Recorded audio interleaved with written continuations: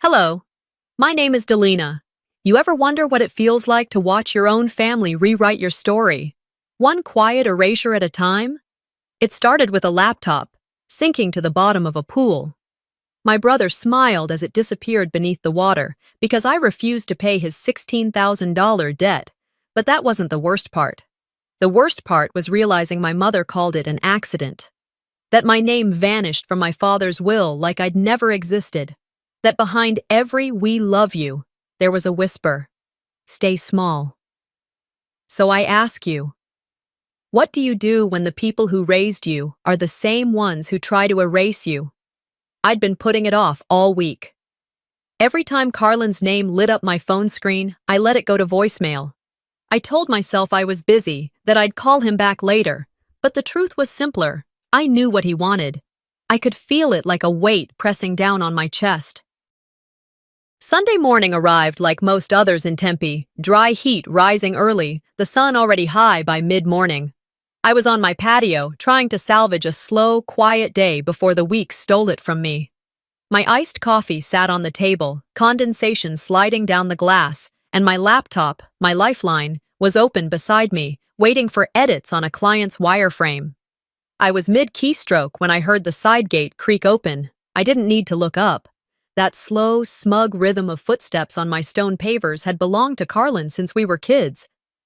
"Hope I'm not catching you at a bad time," he called out, already rounding the corner with that trademark grin that made strangers think he was charming. They didn't know him like I did. "Carlin," I said, measured. "Didn't know you were in the neighborhood. I figured I'd swing by. You've been hard to reach." I gestured to the chair across from me. "Been busy?" "Yeah, I can tell." He pointed toward my laptop, already scoping the space like he owned it. "Must be nice working from home. Flexible hours, sunny patio. You're doing good for yourself." It wasn't a compliment. It was a setup.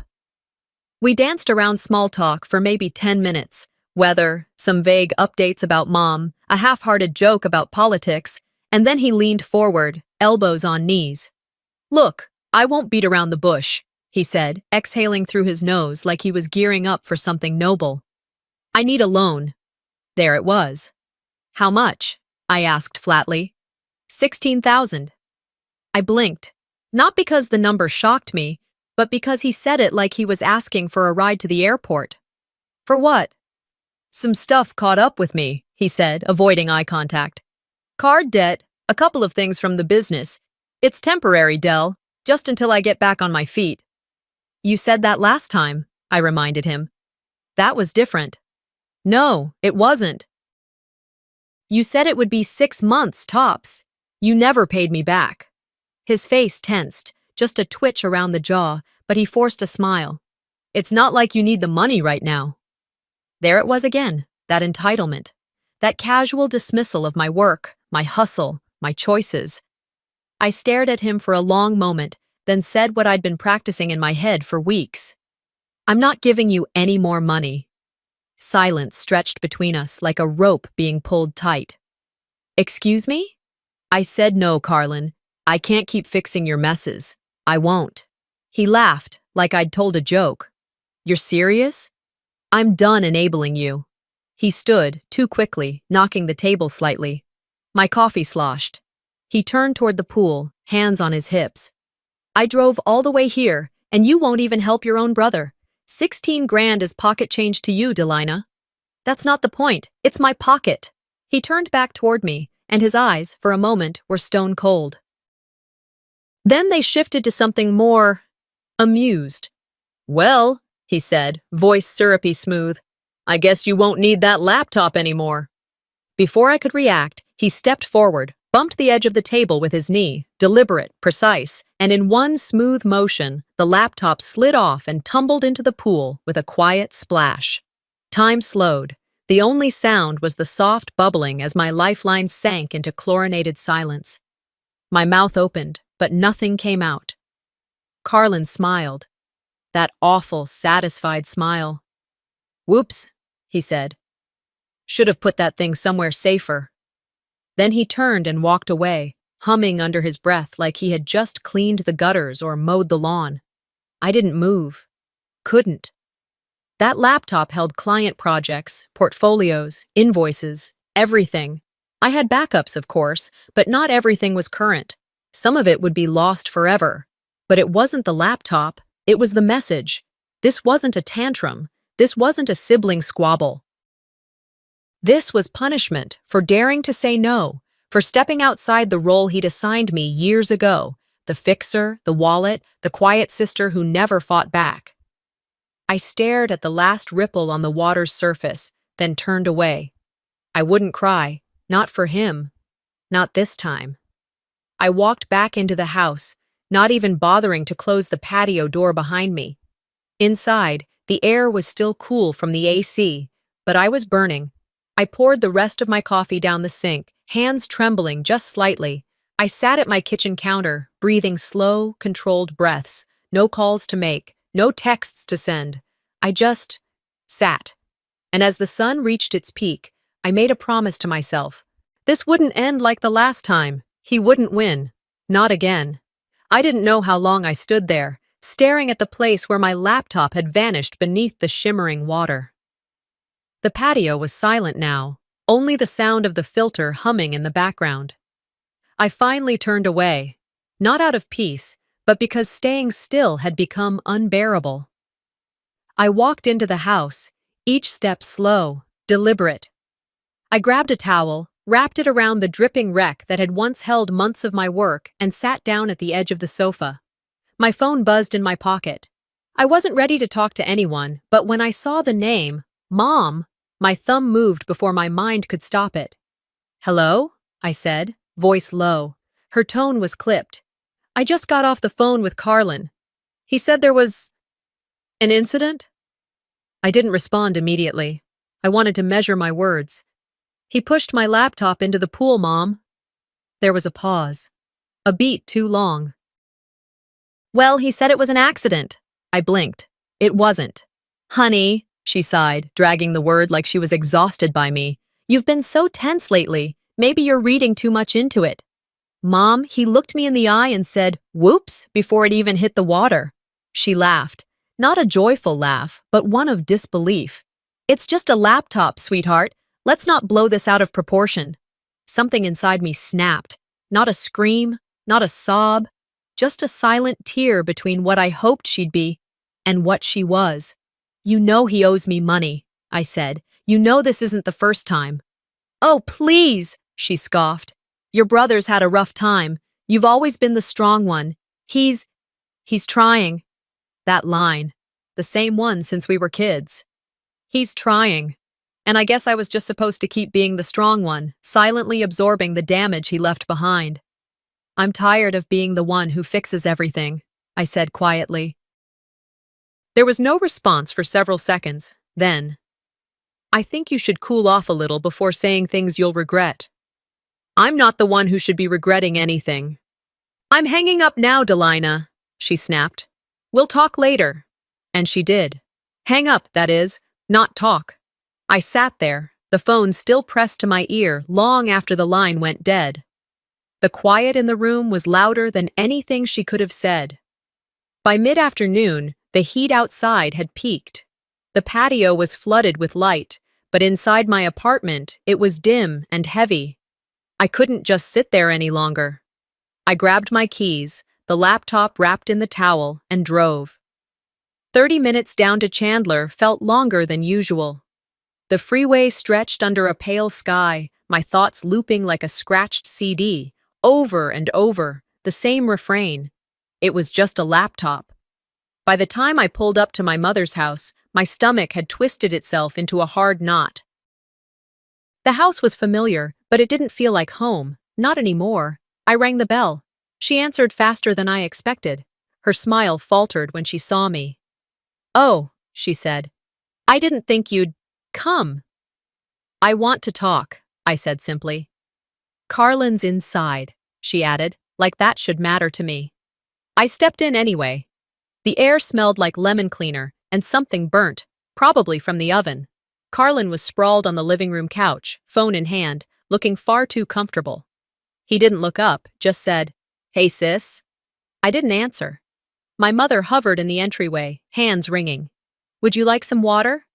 No, I said. I want to see the will. That got Carlin's attention. What? He said, eyebrows rising. You heard me, I said. I know Dad wanted to leave me the lake house.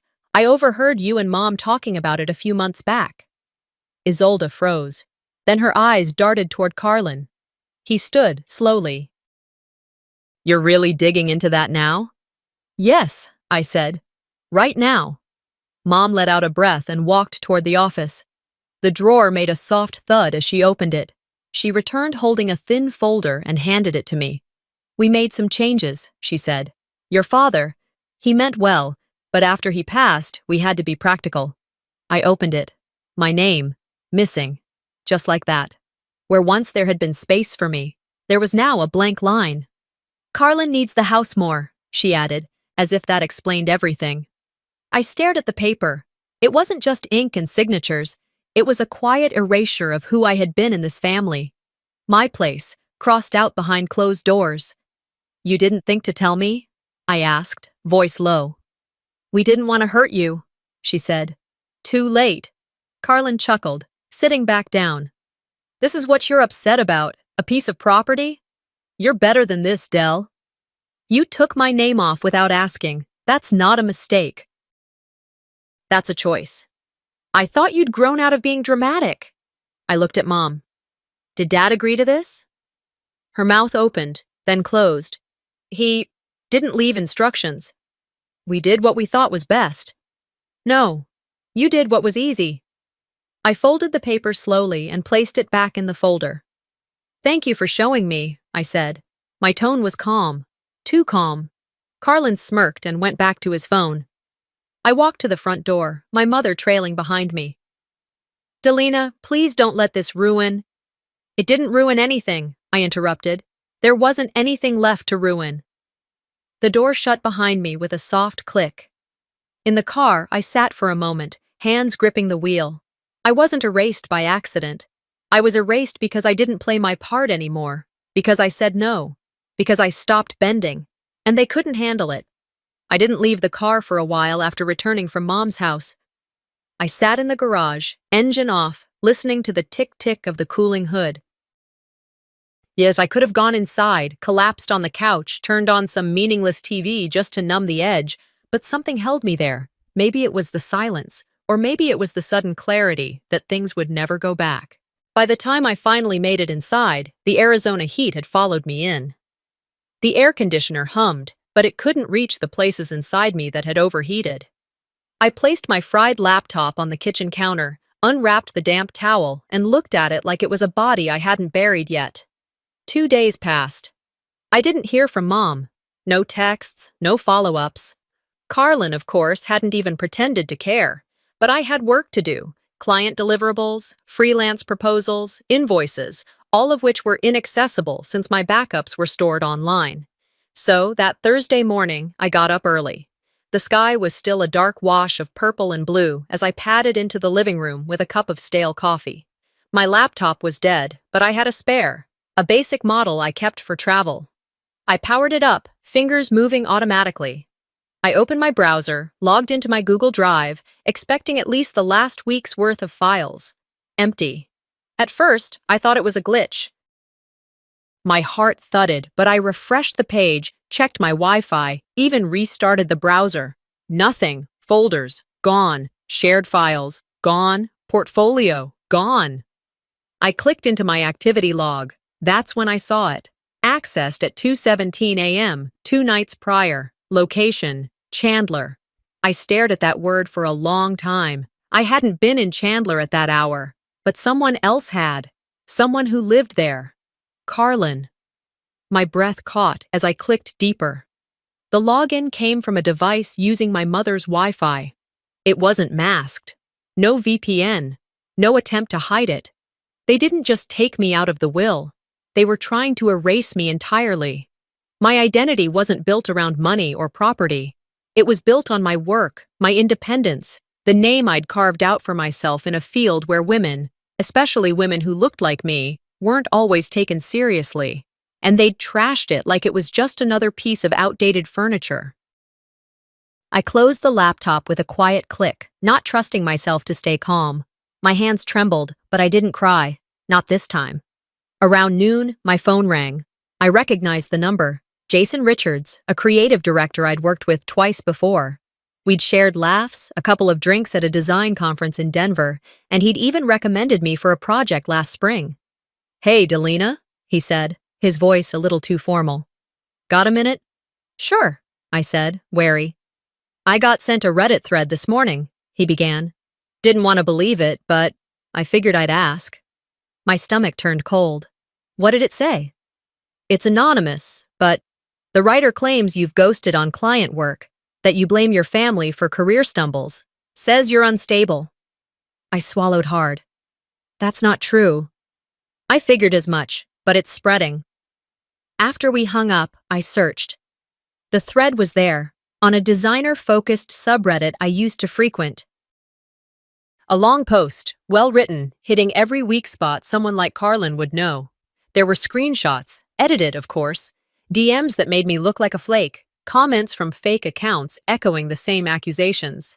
The tone was familiar. So was the phrasing. My brother had always been articulate. It was one of the reasons people believed him. His lies didn't sound like lies. They sounded like warnings from someone concerned. By nightfall, I'd lost 2 freelance gigs. One contact stopped replying to my emails altogether. A cousin unfollowed me on Instagram. An ex-client I'd mentored years ago sent a message that read simply, "Wow, you fooled us all." I wanted to scream. Instead, I sat on the edge of my bed, letting the dark press in from every corner of the room. My inbox, silent. My phone, still. The world I'd built, fractured. I scrolled through the fake thread again, not because I didn't know what it said, but because I needed to feel the impact. I needed to remember this moment.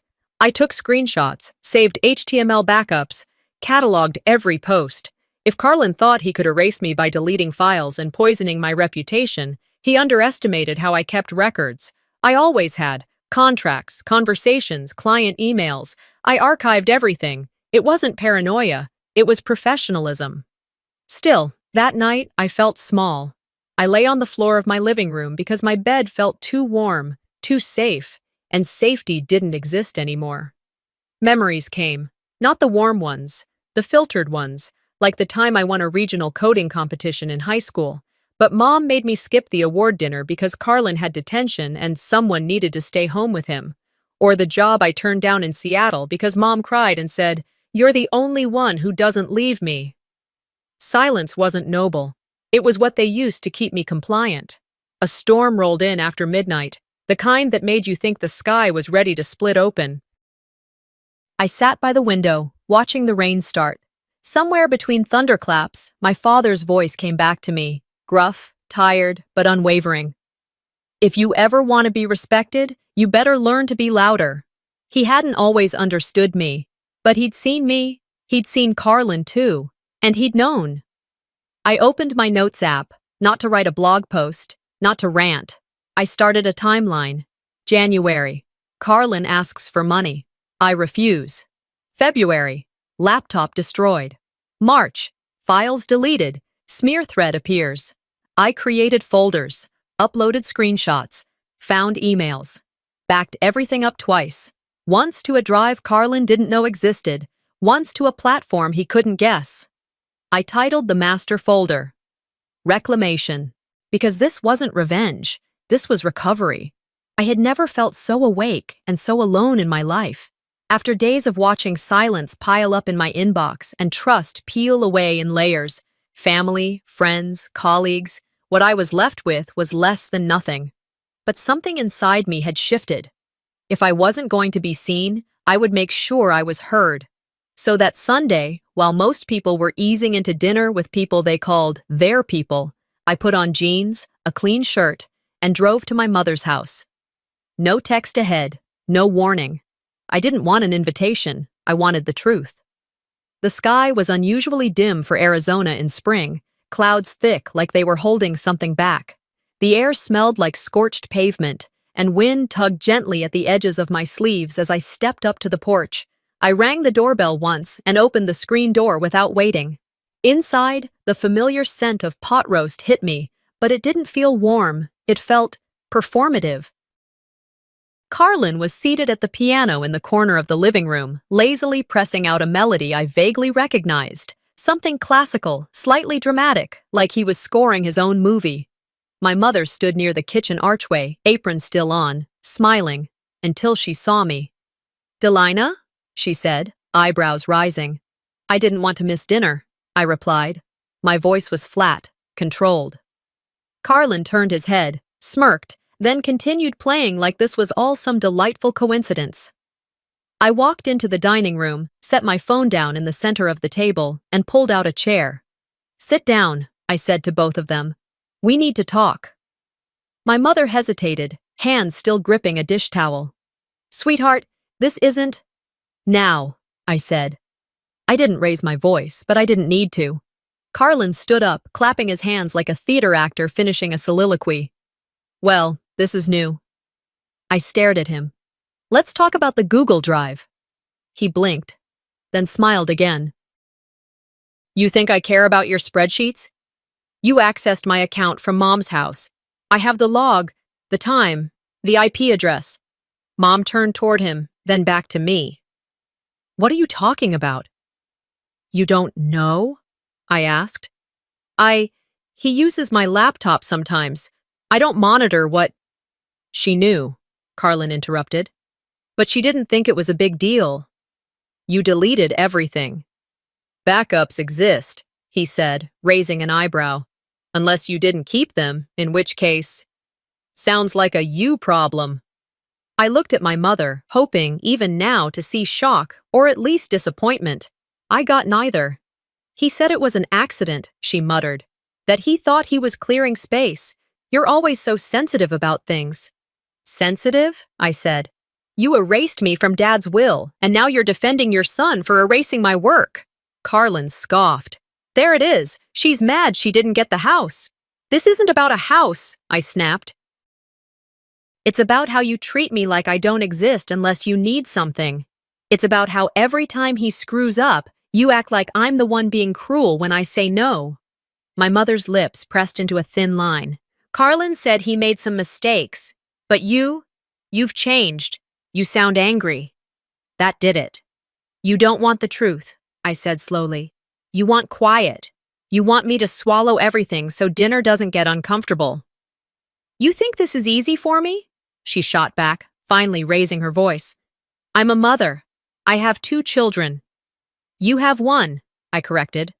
"The one who lies and manipulates, and you reward it every single time." Carlin laughed like I'd told a joke. "Well, someone's had a rough week." I stood up, leaned across the table. "I've lost clients, friends, people who once believed in me, because of you." He shrugged. "You always made it too easy. You act like the perfect one, Del, but everyone's got cracks." "I just showed them yours." I turned to Mom. "And you let him." She opened her mouth, but nothing came out. Nothing honest, anyway. I left without saying goodbye. On the way home, the air grew colder, like the weather had finally caught up to the atmosphere between us. I didn't turn on music. I didn't scroll my phone. I just drove in silence, the only sound coming from my tires on the pavement. When I got home, the silence felt different. Less empty, more decided. I poured a glass of water, sat on the couch, and stared at the window as dusk rolled in. Around 9, my phone rang. I didn't recognize the number, but I answered anyway. "Delina?" a familiar voice asked. It took me a second. "Nathan?" "Hey. Yeah. Sorry to call out of the blue. I've been seeing some stuff online and I wasn't sure what to believe." "What kind of stuff?" I asked, already knowing the answer. "Carlin messaged me. Said you've been going through a rough patch. Mentioned some stuff about your dad, that you used to borrow money and not return it." I sat up straighter. "And you believed him?" There was a pause. "I didn't want to. But he sent screenshots. Said your business was in trouble. That you were blaming everyone else." "You should know better," I said quietly. "I thought I did," he said. I hope you get the help you need." I hung up, not in anger, Not even in pain. Just done. By the time the text came in from my mother, "Don't come next week. Let things cool off," I was already opening a new document. I titled it, "Things They Don't Get to Rewrite." Then I started the list: names, dates, files, witnesses. Because if they were going to treat me like the villain, they'd better be ready for what the real story looked like. Monday came and went in a fog. I answered only the most essential emails, mostly to clients who hadn't abandoned me yet, and spent the rest of the day making quiet updates to my project archives. I moved like someone working in a museum of her own life, dusting off files, reorganizing old folders, pretending that what I was doing was just regular maintenance. But deep down, I knew I was preparing for something. On Tuesday afternoon, I realized I'd left a box of old photos and mementos at Mom's house. It wasn't valuable, not financially, but it mattered. So I drove to Chandler. The streets were quiet, and the weather had finally shifted. Cooler air, lighter breeze, spring pretending to be fall. I didn't call ahead. When I got there, no one answered the door. But the porch light was on, even in broad daylight, and the front windows were cracked open. I sat on the bench near the walkway and waited, hoping someone would show. Then I heard it. Carlin's voice. Smooth, loud enough to carry through the open window on the side. "Nah, man, she won't do a thing. Trust me, she always folds. That's why it's so easy." I froze. Every part of me went still. I didn't hear the response from whoever he was talking to, but Carlin chuckled. Deep, satisfied. "Look, I've got Mom in my corner, right? And people believe what you feed them early? That's the trick. Get ahead of the truth." My hands were clenched before I realized it. He was bragging, not even hiding it. "She's soft," he said. "Always has been. Just gotta wait her out." I stood slowly, not wanting to make a sound. The moment felt sacred in the worst way. Like I'd stumbled upon something rotten buried in the yard. There was nothing left for me in that house, not even that box of memories. I didn't knock. I walked back to my car, quietly slid into the driver's seat, and drove off with the windows rolled down, letting the air carry his words as far from me as possible. That evening, after dinner, something simple and mostly untouched, I was washing a few dishes when my phone buzzed. Unknown caller. I hesitated for a moment, then answered. "Hello?" "Delina?" a woman's voice asked, familiar, warm, but cautious. "Aunt Malis?" She exhaled. "I wasn't sure if you'd pick up." "I wasn't sure I would either," I said, setting the plate down. "I saw some of what Carlin posted," she said softly. "Read it, LinkedIn, all of it. I didn't want to believe it was him, but then I spoke to your mom. She said things I didn't expect." "Like what?" "That you were being too harsh, that you brought this on yourself." I asked if she knew about the smear campaign, and she said, "Sometimes people need to be reminded they're not perfect." There it was again. That underlying belief. If you stand up for yourself, you must be arrogant. If you set boundaries, you're difficult. "I'm sorry," Malis said. "I should have said something sooner. But I kept some things, just in case." I sat down. "What kind of things?" "Old messages, screenshots, even a document Carlin once signed using your name to take out a personal loan. I didn't understand the whole story at the time, but I knew it wasn't right." "Can you send them?" "Yes, I'll email them tonight." I didn't say thank you, not because I wasn't grateful, but because I was holding back something else. Relief, anger, vindication, all crashing into one another. After we hung up, I opened my laptop, not the one Carlin destroyed. A newer one, clean, empty, ready. I made a new folder. I called it Reclamation. Then I got to work. I didn't rush. I went methodically, like someone setting a table for war. Screenshots, call logs, IP address traces, quotes from Carlin's posts, comparison of phrasing. Everything went into labeled folders, each tagged by date and type. I created a spreadsheet to track interactions. Who called when, what they said, what was implied. Every insult, Every dismissal, every "you're overreacting," and "he's had a rough time." The more I documented, the less shaky I felt. I stayed up until 2 in the morning. The house was silent. No cars passed outside. Even the hum of the fridge seemed muted, like the world was holding its breath for me. When I finally closed my laptop, my hands didn't tremble. I stared at the folder one last time before I backed it up to a separate drive and emailed it to a new, private address. I made tea, sat on the couch, and thought. There had been a time, not that long ago, when I would have cried after a call like that, when I would have doubted my right to fight back. Not anymore. I didn't want an apology. I didn't care if Carlin confessed. I didn't even care if my mother changed her mind. I wanted the truth to live outside of me. So I opened a new tab, searched for a law firm in Phoenix specializing in defamation and digital harassment. I read through a few bios, then clicked on one. A woman named Melanie Ortiz. Her description was simple. "I don't believe in letting liars win." I clicked Contact, filled out the form, attached a zip file. In the subject line, I wrote, "Ready to file." Then I clicked Send. The morning I submitted the complaint, the sun was so bright it almost felt sarcastic.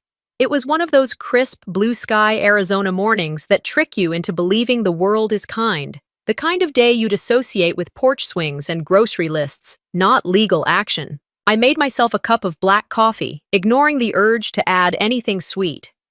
My laptop sat open on the table, the formal complaint document displayed on the screen, title bold at the top. Formal complaint, harassment, defamation, property damage. I'd read it 8 times since Melanie, my attorney, sent the final draft. It was clean, meticulous, written without anger, just facts. Carlin's full name was there, along with screenshots, digital forensics, timestamps, emails. The folder I'd labeled Reclamation had finally found its purpose. I hovered over the Submit button for a few seconds, and then I clicked. There was no dramatic sound, no flash of lightning. Just a little progress wheel and then, Submitted. He declared war in silence. I answered the same way. The rest of the morning passed in slow, quiet motions. I did laundry, vacuumed, answered emails. I even watered the tiny cactus in the kitchen I usually forgot existed. Anything to distract me from checking my phone every few minutes. 2 days later, I was sitting on the edge of my bed, tying my shoes for a grocery run, when an email notification popped up on my phone. Subject: Urgent. Contract paused pending review. It was from my largest client, the one responsible for over half of my income. I opened it with trembling hands.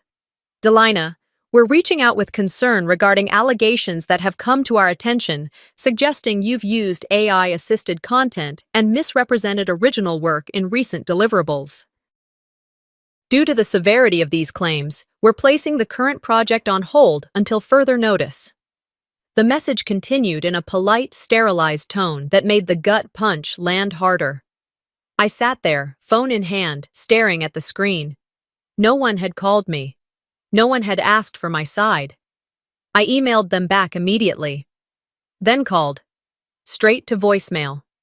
Something told me this wasn't about AI. I opened my work email. In the spam folder, I found it. An anonymous message forwarded from a burner address. A collage of fake conversations, altered deliverables, even a fake portfolio site. Cheap knockoffs of my designs, with metadata wiped and comments added suggesting lazy shortcuts.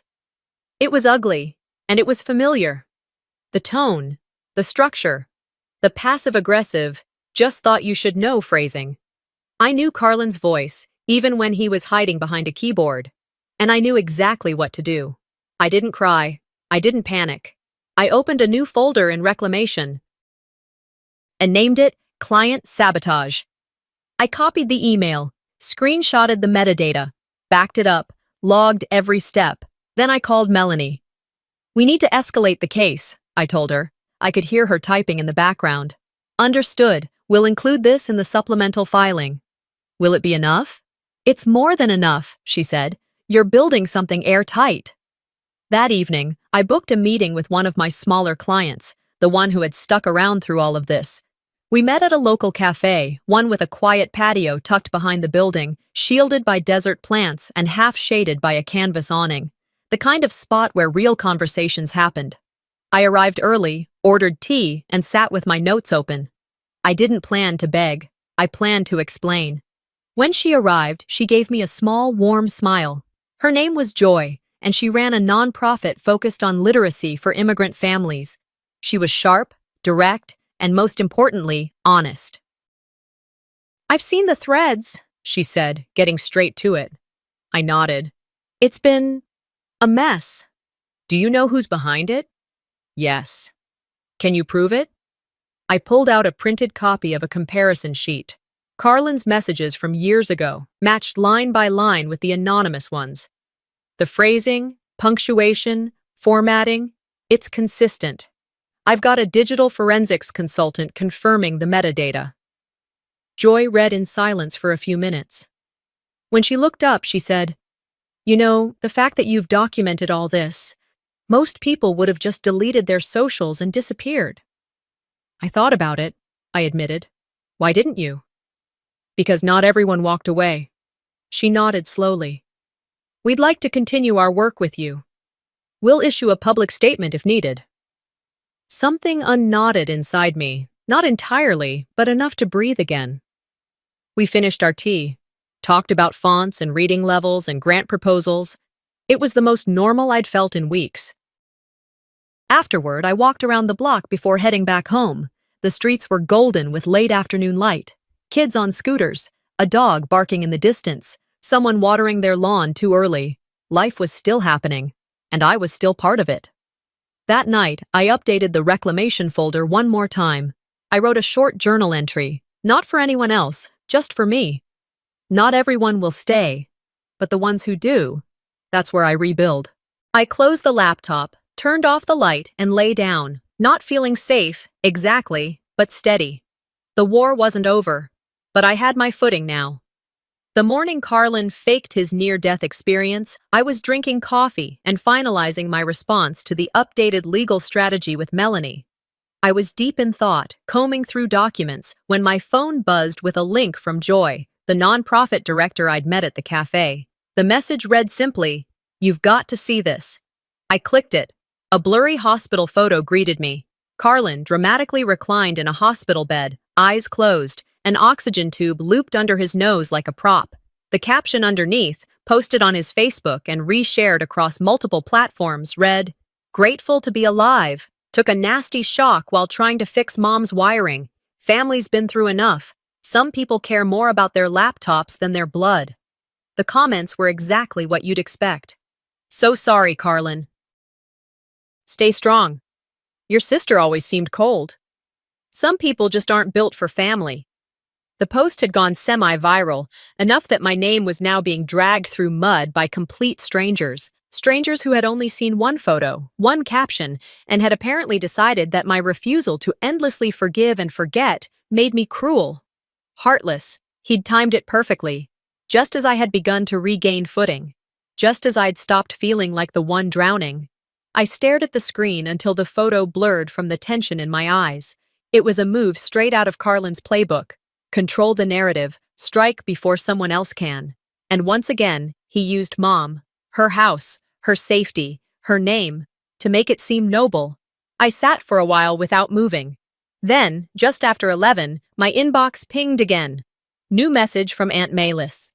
Subject: "This is what you need." It was one line, one PDF attachment. I clicked without hesitation. It was a scanned document, clearly aged, a loan agreement from 4 years ago, $9,000. The lender, a private funding group in Flagstaff, the borrower, Delina Collins. But I hadn't taken out any such loan. At the bottom was a shaky signature, mine, except it wasn't. My heart clenched. I recognized the handwriting. It looked just enough like mine to pass to someone who wasn't paying attention. But not to me. Not to Melanie. There was a brief note from Malis at the bottom of the email. "Carlin asked me to notarize this. I refused. I suspected then, but didn't have the full picture. I've kept it all this time. I'm sorry it took me this long." I didn't respond immediately. I just stared at the screen, letting the truth sink deeper into my bones. He had used my name to commit fraud, and my mother had defended him again and again because it was easier than acknowledging the rot. I forwarded the email to Melanie within minutes. "This," I wrote, "is our final domino." She replied almost instantly, "We're not just suing for damages anymore. We're going after his entire credibility." I imagined Carlin sitting in his hospital bed, smug, scrolling through his notifications, seeing all the likes, all the messages that told him he was loved, that I was the villain. He wanted attention. I was about to give him an audience. That afternoon, Melanie and I met via Zoom. Her face was calm, composed. She had the air of someone who'd been through enough courtroom showdowns to spot the pattern of a coward playing victim. "We're going to build this out as a pattern of behavior," she explained. "It's not about a one-time incident anymore. It's about consistent, calculated damage." I nodded. "We already have work sabotage, identity fraud, public defamation, document falsification, and now emotional manipulation used to discredit a witness.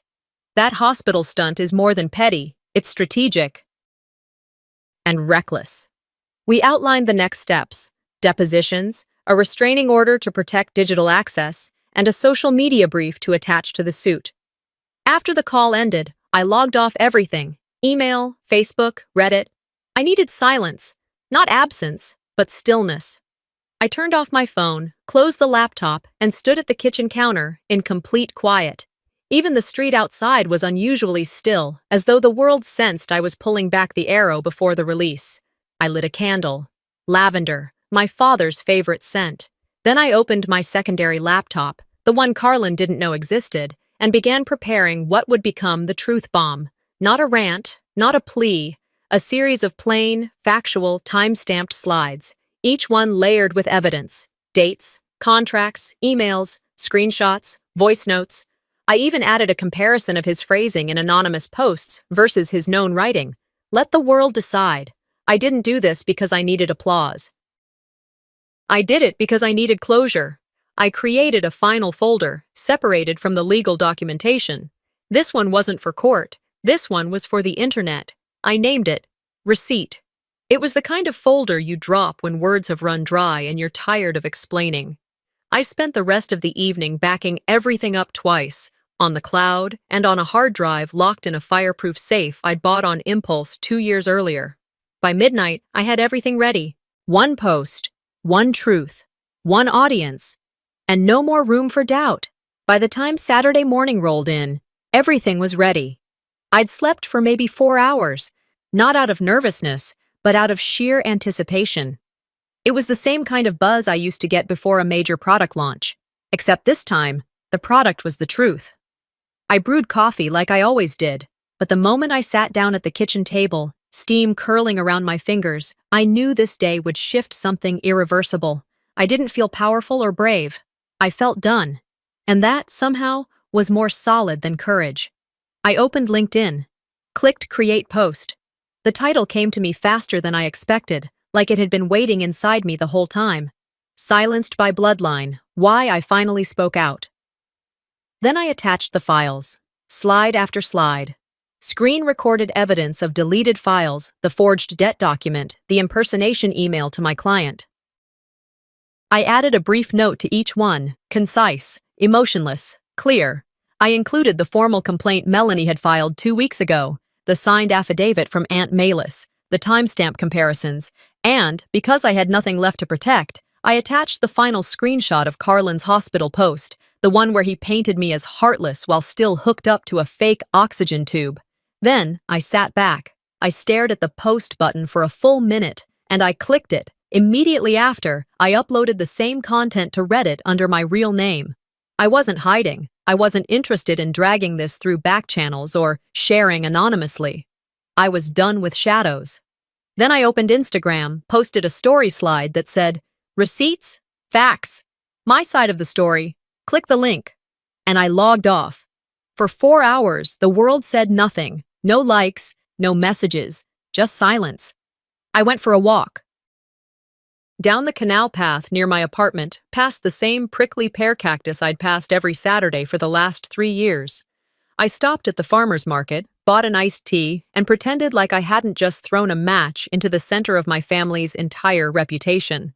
By the time I returned home, my phone had buzzed 27 times. I unlocked it. Joy was the first message. "You are incredible." Then a string of messages from former clients. "I had no idea. I'm sorry. I always thought something didn't add up. Thank you for sharing this. If you're still doing freelance work, I'd love to collaborate again." The Reddit thread had hit the front page of RR True Off My Chest and was spreading to Twitter, TikTok, and niche professional forums.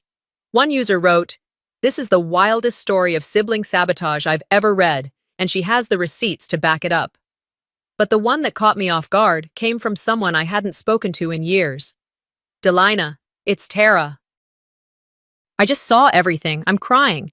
You were always the strong one. I wish I'd believed you back then." That's when I knew. This wasn't about taking Carlin down. It was about reclaiming my voice from every hand that had twisted it.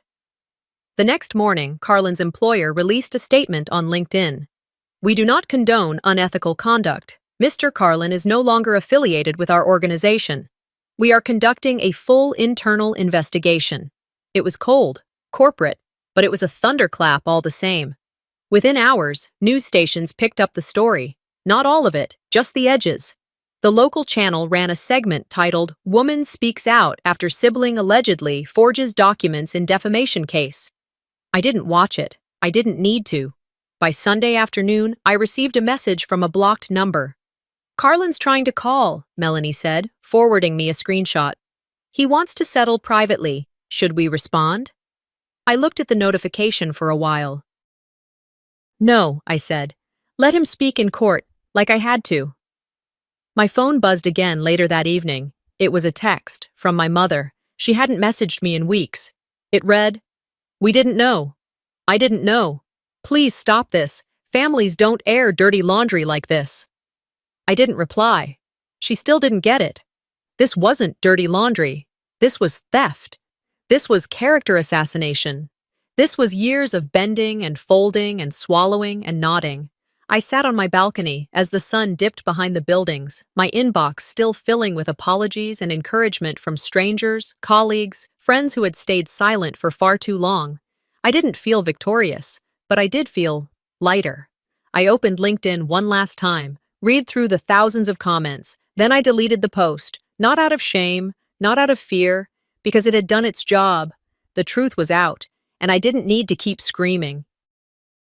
I walked through the neighborhood later that evening, passing a row of children drawing chalk outlines on the sidewalk.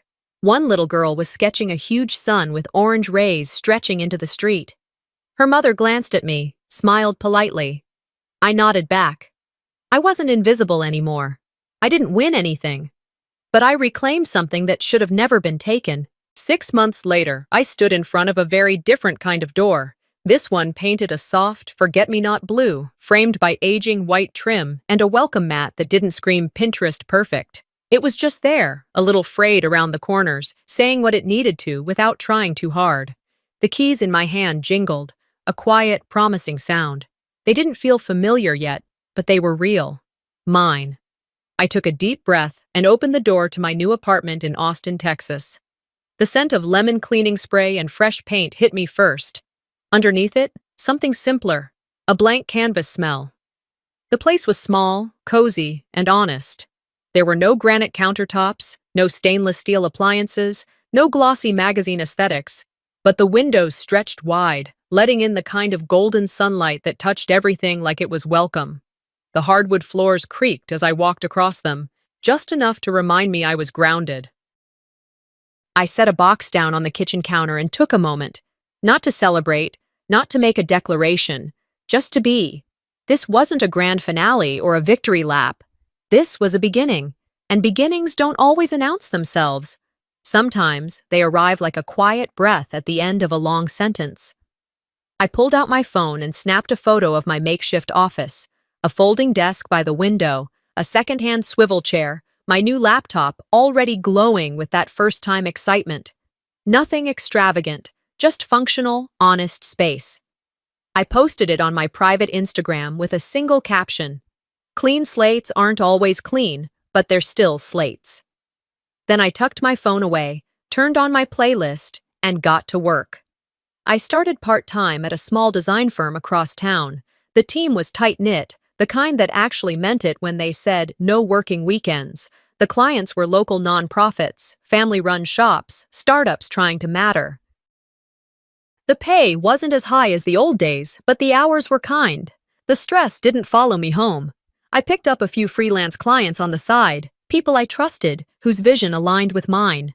No brand speak, no manipulation, just collaboration and quiet joy in building something meaningful. Twice a week, I volunteered at the public library, one of those red brick buildings tucked between a bakery and a post office that still used real stamps. I taught digital basics to older women, mostly Spanish-speaking immigrants. Some didn't know how to open a browser. Others just wanted to email their grandkids or navigate online banking without fear. They reminded me why I fell in love with design in the first place. Not for aesthetics, not for status, for function, for people, for connection. One overcast afternoon, walking home from a grocery run with a bag full of peaches and a loaf of sourdough tucked under my arm, I passed by a newsstand on a quiet corner downtown and froze. There, staring back at me from the magazine rack, was my own face, Women Who Rise. I blinked. At first I thought it was someone who looked like me. But no. There I was, shoulders squared, hair loose, no makeup, just me. And beneath the headline, a quote. She reclaimed her name and didn't burn a single bridge. She just stopped walking across them. I laughed. Not a cynical laugh, not a bitter one. A quiet, full-bodied laugh that bubbled up and caught me by surprise. The kind that fills your chest because, for once, you're not waiting for the other shoe to drop. You're standing in a life you once imagined, but never really believed you deserved. That evening, I made dinner in my tiny kitchen. Just pasta tossed with garlic and olive oil, a glass of red wine from the bottle I'd been saving since I moved in. I set the table for one, lit a candle out of habit, and opened the magazine article on my tablet while the noodles cooled. Halfway through the piece, as I sipped my wine, an email notification appeared. From Isolda. Subject, saw you on Women Who Rise. Body, I read the article. I was proud. I'm sorry. I hope you're doing well. I stared at the screen. I read it once, then again. And I waited for a wave of emotion. A need to cry or yell or respond with some perfectly crafted monologue. But it didn't come. There was no urge to rehash the past, no fire left to pour into a reply. I typed one line. Thank you. I wish you peace. I'm okay now. And I meant it. I didn't sit there waiting for a response. I didn't keep checking my inbox. Some wounds don't close up and vanish. They become part of you. Integrated. Like a healed fracture. Stronger at the break, still occasionally sore when the weather shifts. I didn't block her, but I didn't refresh the page either. The next morning, I stood barefoot on my little balcony, coffee in hand. The street below was quiet, lined with old live oaks and neighbors who waved instead of honked. A light breeze rustled the rosemary and thyme in my potted herb box. I kept meaning to replant them properly, but for now, they were surviving just fine. A mockingbird sang from the telephone wire. Down the street, someone was mowing a lawn that didn't need mowing, just something to do, I guessed. My phone buzzed with a text. New client. The team loves your new design. You nailed it. I smiled. Not because I needed the praise, but because I didn't. This time, success wasn't proof. It wasn't armor. It wasn't redemption. It was just a quiet confirmation that I was finally living, not performing. Some stories don't end with a bang, or a slammed door, or a fire lit behind you. Sometimes they just stop echoing. And that's enough. Sometimes the deepest betrayals don't come from strangers. They come from the people sitting across your dinner table. This story wasn't just about a broken laptop or a stolen inheritance. It was about choosing truth over silence, even when it costs you everything. Have you ever had to walk away from your own family just to protect your peace? If this story hit close to home, let us know your thoughts in the comments, and don't forget to subscribe for more real-life stories that challenge, heal, and reveal.